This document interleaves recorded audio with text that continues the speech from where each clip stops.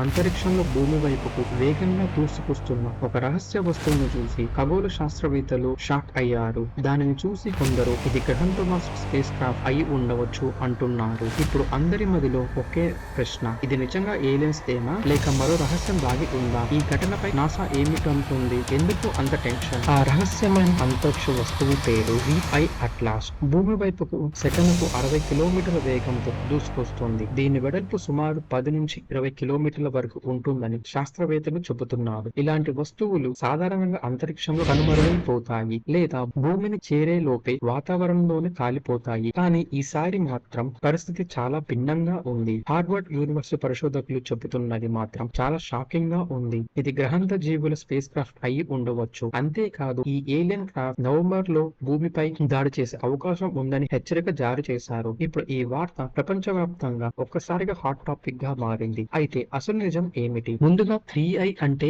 ఏమిటి? ఇక్కడ I అంటే ఇంటర్స్టెల్లార్, అంటే మన సౌర వ్యవస్థకు బయట నుంచి వచ్చిన అతిథి. ఇది సూర్యుడి పరిధిని దాటి మరో నక్షత్ర మండలం నుంచి మరో వైపుకు దూసుకుపోతుంది. మరి 3 అంటే అది ఈ తరహాలో కనుకోబడిన మూడవ అంతరిక్ష అతిథి అని సూచిస్తుంది. అంతకు ముందు 1I ఒమువావువా 2017 లో వచ్చింది. మరి 2I బొరిసో 2019 లో గుర్తించారు. మరి ఇప్పుడు అదే సిరీస్ లో మూడవది. ఇక అట్లాస్ అనేది ఒక టెలిస్కోప్ పేరు. Asteroid terrestrial impact last alert system. NASA funding తో హవాయిలో పనిచేస్తున్న ఈ సిస్టమ్ ఇది భూమికి దగ్గర వచ్చే తోకచుక్కలను గుర్తించడానికి రూపొందించింది. అందుకే దీని 3I అట్లాస్ అంటున్నారు. ఈ అంతరిక్ష వస్తువును జూలై 1న చిలీలోని రియో హార్డో దగ్గర అట్లాస్ టెలిస్కోప్ లో మొదటిసారిగా గుర్తించారు. దీని కక్షను బట్టి నవంబర్ చివరిలో ఇది సూర్యుడి దగ్గరకు వస్తుందని, అప్పుడు భూమి నుంచి దీన్ని గమనించడం చాలా కష్టం అవుతుందని శాస్త్రవేత్తలు అంచనా వేస్తున్నారు. దాని వేగం మరో దిశల మార్పులను గమనిస్తే అది గ్రహాంత నౌకలా ఉందని, భూమిపై రహస్య దాడి చేయడానికి అనుకూలంగా దాని కదలికలు ఉండవచ్చు అని లేఅవుట్ మరియు సహా పరిశోధకులు సూచిస్తున్నారు. మరి కొందరు సైంటిస్టులు ఈ అంచనాలు చాలా వరకు ఊహాగానాలపై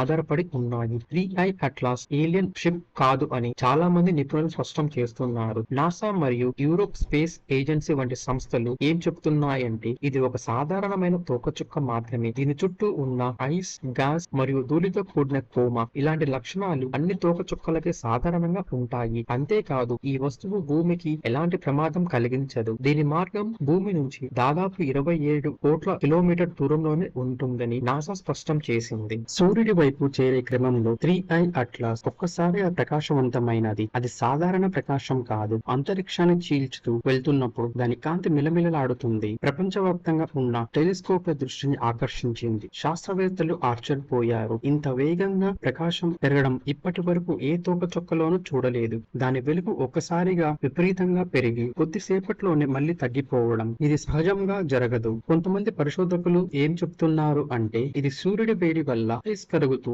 గ్యాస్లు బయటకు రావడం వల్ల కావచ్చు అని. కానీ అదే సమయంలో మరికొందరు శాస్త్రవేత్తలు మాత్రం ఏమంటున్నారు అంటే ఈ వెలుగు పెరుగుదల వెనుక ఏదో రహస్యమైన ప్రక్రియ నడుస్తుందని హార్వర్డ్ ప్రొఫెసర్ లో మళ్ళీ వ్యాఖ్యానించారు. ఇది కేవలం తోకచుక్క కాకపోవచ్చు. దీని కాంతి నమూనాలు మరియు కదలికలు సహజమైన ఆబ్జెక్ట్ లా అనిపించడం లేదు. నాసా సెంటర్ యూరోపియన్ స్పేస్ ఏజెన్సీలో ప్రపంచంలోని టాప్ అబ్జర్వేటివ్లలో ఇప్పుడు ఇది ఒక చర్చగా మారింది. 3I అట్లాస్ నిజంగా సహజమైన అంతరిక్ష అతిథినా లేక ఏలియన్స్ టెక్నాలజీ సృష్టించినవేనా? దీని కాంతి కక్షను సిగ్నల్స్ పరిశీలిస్తూ ప్రతి నిమిషం కొత్త డేటా వస్తూనే ఉంది. కానీ ఇంకా స్పష్టత లేదు. ఈ వస్తువు మన సౌర వ్యవస్థకు ఎందుకు వచ్చింది? దీని ప్రయోజనం ఏమిటి? 3I అట్లాస్ మన సౌర వ్యవస్థకు వచ్చిన వెనుక ఉన్న ప్రధాన కారణం అది ఒక ఇంటర్స్టెల్లార్ ఆబ్జెక్ట్ కావడం మరియు దాని నేచురల్ ట్రాజెక్టరీ. 3I అట్లాస్ యొక్క ప్రమాణం కేవలం గ్రావిటీ నియమాల ద్వారా నిర్దేశించబడినది. ఇది ఏదో ఒక దూరపు గెలాక్సీలో జన్మించింది. అది అక్కడ జరిగిన గ్రావిటేషనల్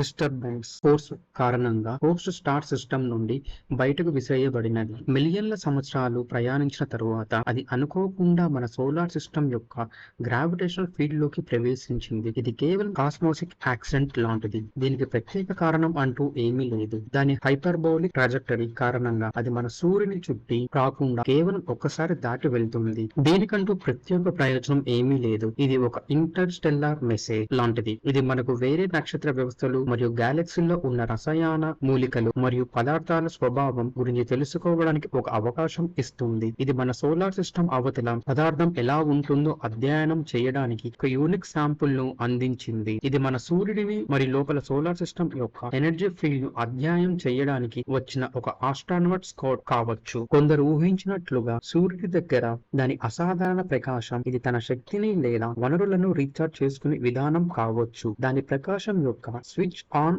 ఆఫ్ ప్రవర్తన ఇది ఏదైనా కోడ్ లేదా సిగ్నల్ పంపడానికి ప్రయత్నిస్తుందనేమో అనే ఆలోచన కూడా దారి తీస్తుంది. ప్రస్తుతానికి సైంటిస్టుల దగ్గర ఎటువంటి ఆధారాలు రుజువులు లేవు. ఈ ప్రశ్నలకు మనకు ఇప్పుడే సమాధానం దొరకదు. మనం కేవలం ఊహాగానాలు మాత్రమే చేయగలం. ఎందుకంటే 3i అట్లాస్ ఇప్పుడు మన టెలిస్కోప్స్ కు అందనంత దూరంగా వెళ్లిపోతుంది. ఇది రహస్యంగా మళ్ళీ అంతులేని అంతరిక్షంలో కలిసిపోతుంది. మనకు తెలిసిన ఒకే ఒక నిజం ఏమిటంటే ఈ మొత్తం యూనివర్స్ లో మన అన్వేషణకు ఆఖరి లేదు. ఏది ఏమైనా కాలమే సమాధానం చెబుతుంది. ఈ రోజు కాకపోతే రేపు, ఈ జనరేషన్ కాకపోతే రాబోయే జనరేషన్, ఏదో ఒక రోజు 3i అట్లాస్ ఎక్కడ నుంచి వచ్చింది, దాని ప్రయోజనం ఏమిటి అనే ప్రశ్నలకు నిజమైన సమాధానం తెలుస్తుంది. దీనిపైన మీరేమనుకుంటున్నారో కామెంట్ లో తెలియచేయండి. మరిన్ని వీడియోస్ కోసం దినకర టాక్స్ ఛానల్ ని సబ్స్క్రైబ్ చేసుకోండి. మళ్ళీ కలుద్దాం.